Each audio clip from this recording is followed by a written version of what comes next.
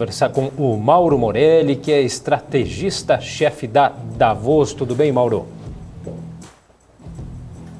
Boa tarde a todos, tudo bem com vocês? Como vamos?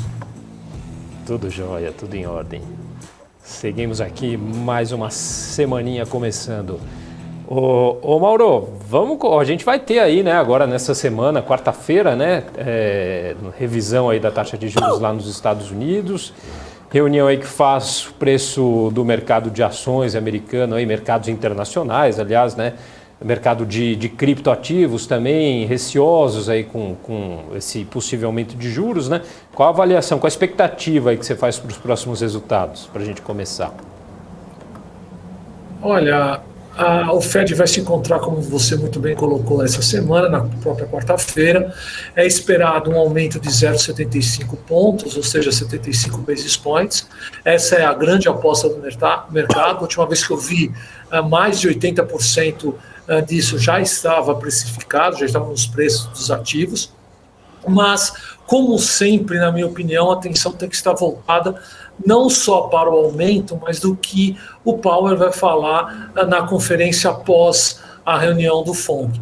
Eu acho que ele vai dar algumas indicações, principalmente o grau de preocupação que ele tem quanto a uma possível recessão americana, como isso vai impactar as futuras os aumentos de juros, as futuras reuniões, as futuras decisões sobre esse aumento de juros. Então, acho que a gente vai ter uma semana bastante cheia, não só por parte dos Estados Unidos, mas também por parte da inflação brasileira, com índices importantes para a gente olhar e entender também quais vão ser os próximos movimentos por parte do Banco Central do Brasil. Mauro, Cabral falando, meu amigo. Só para complementar, 75% de chance de subir 0,75. Uma coisa que eu estou achando muito doida nessa curva americana é essa queda de juros daqui a um ano, daqui a menos de um ano. O mercado não está otimista demais com a recuperação de inflação? Não acho que é otimismo isso não, acho que é exatamente o contrário, acho que é um certo pessimismo. Essa inflação é mais uma preocupação decorrente, melhor dizendo, de uma recessão do que efetivamente uma vitória com a inflação. Se a gente olhar a inclinação da curva 10 anos com 2, que é um dos indicadores, na minha opinião, mais importantes de previsão de recessão americana, quando essa curva inverte, ou seja, o 2 anos fica maior do que o 10 anos, significa que, com grande probabilidade, o mercado entende que teremos uma recessão entre 12 e 18 meses pela frente. Então, eu acho que essa queda de juros, ou pelo menos essa parada do aumento de juros que está tão próximo, se a gente considerar que 12 meses é próximo, vai efetivamente alinhado com o fato que a gente tem uma probabilidade grande e crescente, o que é mais preocupante, de uma recessão americana e deve puxar o mundo todo para isso. Minha pergunta ia exatamente na esteira aí do que o Cabral perguntou. Além da inversão da curva de juros, alguns dados recentes, PMI principalmente, né, serviços e indústria já no terreno contracionista. Qual é a visão aí do Mauro? O Mauro apostaria em recessão ou não? Pode dar resposta em termos probabilísticos, viu, Mauro?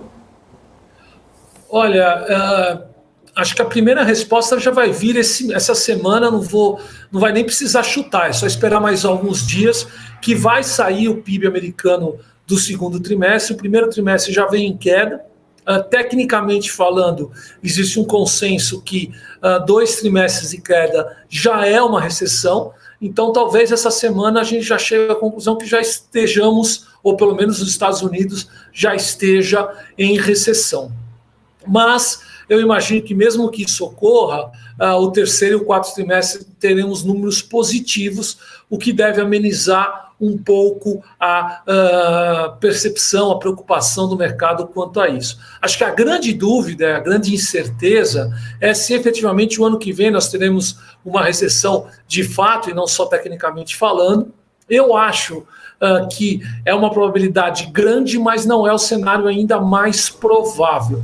Mas, infelizmente, é o cenário que está crescendo. Então, eu diria que hoje, alguma coisa perto de 40% de termos recessão ano que vem, 60% de não termos, mas isso já foi 30, 70, 20, 80. Então, a tendência é de nós aumentarmos essa preocupação.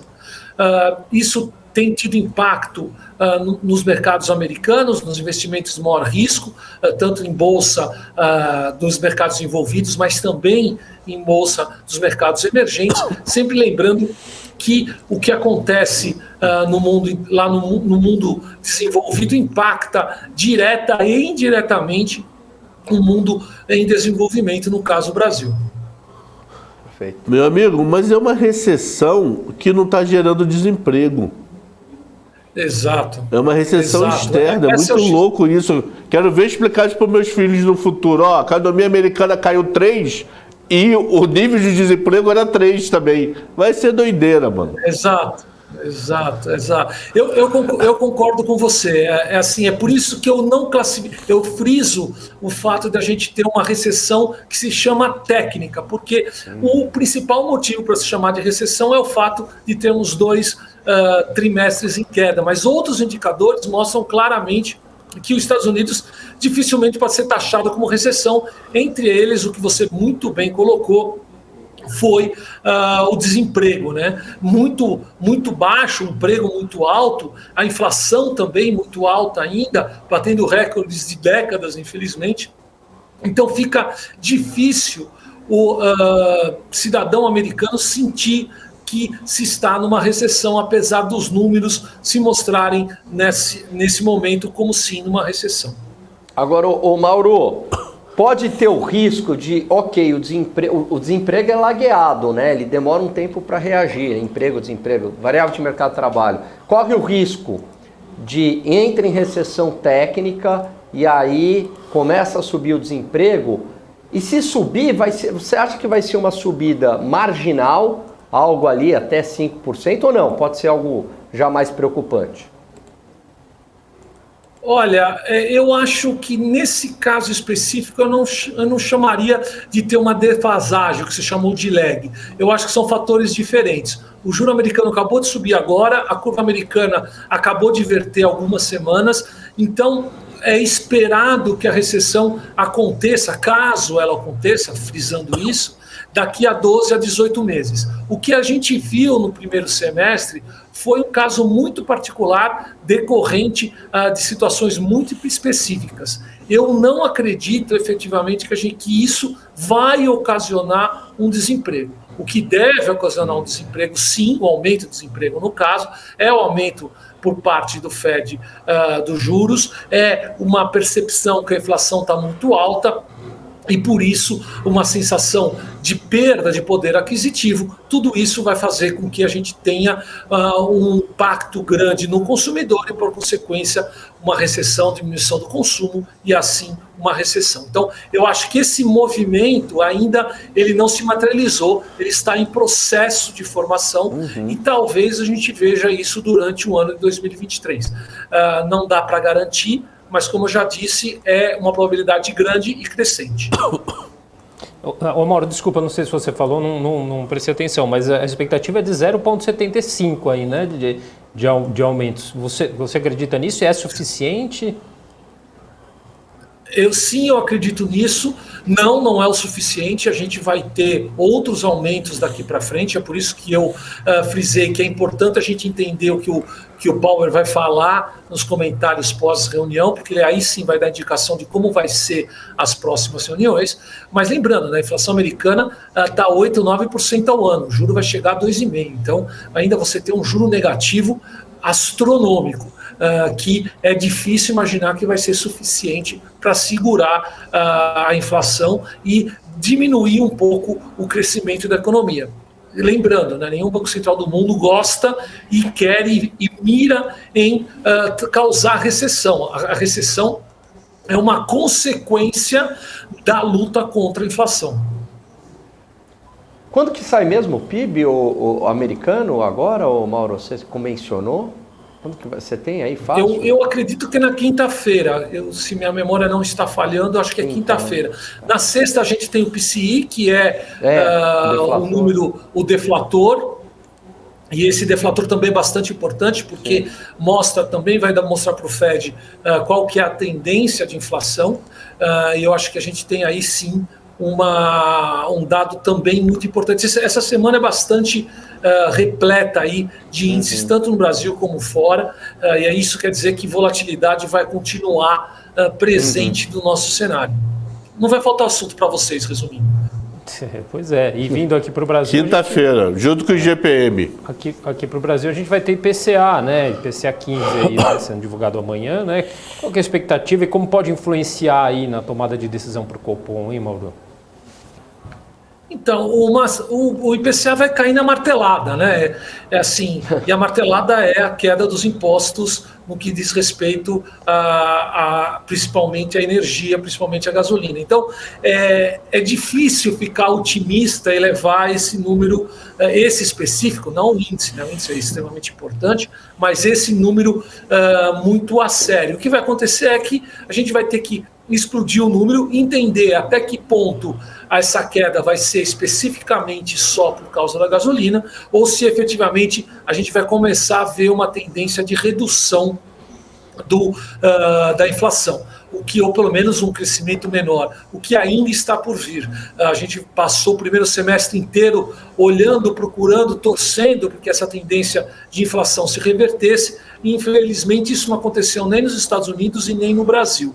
A vantagem é que o Brasil, como historicamente tem um problema de inflação crônico, percebeu que a água estava subindo e agiu mais rapidamente do que os mercados desenvolvidos.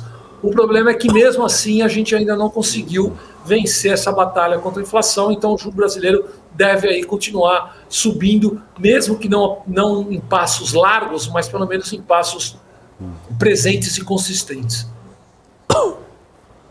Por falar em juros do Brasil, eu não vi hoje, tá? Mas ontem a curva era meio e 2,25. Fechando o ano em 14,25 e a queda começando em junho ou agosto. Eu não lembro agora. Uma cacetada de queda de 0,25, fechando ano que vem em 13. O que vocês acham sobre essa curva? Concorda ou não concorda? Olha, a curva futura, ela sempre tem que dar um desconto, ou melhor dizendo, tem que ser interpretada como uma visão do que é não mais provável, mas olhar que na margem pode acontecer. O que eu quero dizer? Subir mais meio eu acho bem possível, mais duas de 0,25 não é o cenário mais provável que eu tenho. Mas sim, é mais possível do que, por exemplo, duas quedas de 0,25. Então, como a probabilidade está cambaleante, distorcida para esse lado, o mercado mostra um pouco mais dessa probabilidade. Não necessariamente isso vai acontecer, mas como entre subir 0 ou cair 25, o mais provável é que suba 25, o mercado trabalha com essa probabilidade, com essa média, vamos chamar assim. E lá para frente é a mesma lógica. Eu acho que já ter terminando o aumento de juros perto dos 14, obviamente o próximo movimento vai ser um movimento de queda. Então a aposta da curva de juros vai ser quando isso vai acontecer. Então é natural que a curva de juros muitas vezes antecipe isso, porque a probabilidade é sempre de queda e não ou manutenção ou queda. Isso vai de alguma maneira distorcer a curva. O que eu espero? Alta de meio, talvez mais 0,25, isso o Banco Central e os índices de inflação vão deixar um pouco mais claros. A queda de juros, eu acho que só a partir do último trimestre do ano que vem, e deve sim começar com 0,25 e talvez acelere durante o período. Mas eu acho que a gente vai passar o primeiro semestre inteiro aí com juros bastante altos, porque o Banco Central várias vezes já colocou que ele prefere aumentar os juros um pouco menos do que o necessário, porém ficar com mais tempo com juros altos. Isso quer dizer que, na minha opinião, ele vai segurar durante todo o primeiro semestre, muito provavelmente durante o terceiro trimestre, e aí ele só vai começar a cair a partir do quarto, quando a inflação do ano que vem já tiver mais ou menos clara que número vai ser e a expectativa para 2024 começa a se tornar mais crível, mais importante no cenário do Banco Central. Ô Mauro, semana passada os títulos do Tesouro, a NTNB 26, lá atingiu um pico, né? 6,27, se não me engano, juro real. Agora 6,14, está recuando. Você acha que é uma tendência aí agora? É mais provável que continuem recuando os yields? Olha, eu acho que o pico que a gente teve de juro real, ele não só tem toda a aversão a risco mundial, não toda a preocupação da eleição, do teto fiscal que agora já está todo esburacado, não só isso, né? Mas também o que a gente falou no começo da conversa, que é a inflação de curtíssimo prazo, ela vai vir muito baixa, talvez venha até negativa. Então, a atratividade no curto prazo de títulos atrelados à inflação, mesmo por um período mais longo, ela cai, porque o carrego, né, como é o jargão de mercado, vai ficar muito ruim nesse mês e muito provavelmente no mês que vem. Então, eu acredito sim que é uma indicação importante essa abertura da taxa de juros reais, mas eu vou ficar realmente preocupado se, mesmo depois que esse vale da inflação vinda da gasolina ficar para trás, o juro real continuar alto e abrindo. Aí sim nós temos um problema, aí para mim é um sinal claro do mercado que o lado fiscal está na pauta em termos de preocupação e que isso vai cada vez mais dar preço dos ativos brasileiros. Até lá eu vou esperar um pouquinho. Ô Mauro, inclusive o presidente Bolsonaro disse aí que está certo de que a gente vai ver aí uma deflação já no próximo mês aí por conta da limitação do ICMS, né, para serviços aí, produtos essenciais. Você concorda aí com essa visão, né, por serem produtos aí, serviços que fazem muito preço, né? Inclusive é uma narrativa que você considera sustentável? Olha, certo, eu tenho poucas certezas na minha vida, mas esse é o cenário que eu acredito. Eu acho que o mês que vem a gente vai, muito provavelmente a gente vai ter uma deflação, um período muito curto. O termo até que eu gosto de dizer, uma desinflação, né? Você vai ter um período muito curto de uma inflação negativa. De novo, por marretada, não é uma tendência, não é algo que deve ser comemorado, porque não é uma vitória, simplesmente vou usar um termo pesado só para passar a minha ideia, é uma manipulação do índice, porque você vai lá e abaixa os impostos, o que é sempre, na minha opinião, louvável você abaixar os impostos. O Estado brasileiro é muito grande, o que se arrecada no Brasil é muito dinheiro, então diminuir imposto é sempre muito bem-vindo do ponto de vista de produtividade, de ganho para a iniciativa privada, mas nesses casos específicos foi feito simplesmente para se abaixar a inflação e a gente ter um respiro no momento eleitoral. Então não é algo que, na minha opinião, deve ser comemorado. Tem que sim estar muito atento. Se a gente olhar o Focus, a inflação de 2022 teve uma queda, mas a de 23 teve uma alta praticamente na mesma magnitude, ou seja, simplesmente o que foi feito, a gente empurrou a inflação para o ano que vem, e isso não dá para ser uma boa notícia. Tá certo, só para a gente finalizar, como é que fica a questão de risco fiscal aí, né? Principalmente levando em conta aí essa questão aí da PEC dos benefícios. Olha, o risco fiscal deve ser encarado no médio prazo. Em 2022, o Brasil tem uma arrecadação recorde, está com superávit super positivo. A notícia anterior foi a relação dívida-PIB abaixo de 80%.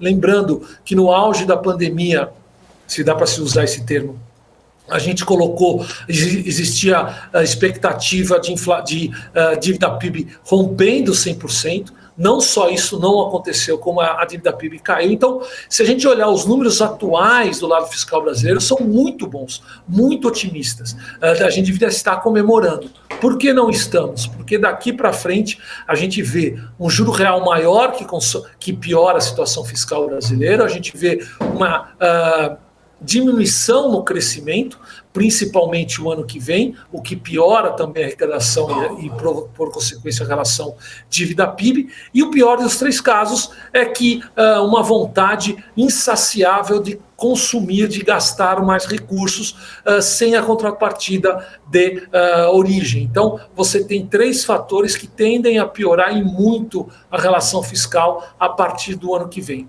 Quanto mais grave isso vai acontecer, vai depender não só de fatores brasileiros, mas de fatores internacionais, como, por exemplo, o preço das commodities. Se o mundo entrar numa recessão, o preço da commodity deve sofrer, e o Brasil também sofre nesse caminho. Menos exportação, câmbio mais depreciado, tudo isso vai fazer com que a inflação fique mais alta por mais tempo, e isso vai fazer com que o juro fique mais alto por mais tempo. Ou seja, eu tinha uma esperança que 2023 ia ser um ano bem melhor que 22, eu já estou aceitando ser levemente melhor, eu já vou ficar bastante contente. Tá certo, então, queria agradecer aqui a excelente participação, Mauro Morelli, estrategista-chefe da Davos. Mauro, muito obrigado mais uma vez pela participação, pelos esclarecimentos, hein? É um prazer sempre estar com vocês, um abraço a todos e boa tarde. Boa tarde. Vidal chegou, hein? Vidal chegou. Libertadores, eu sou tri. Valeu. Valeu, abraço. Valeu. Eu aproveito.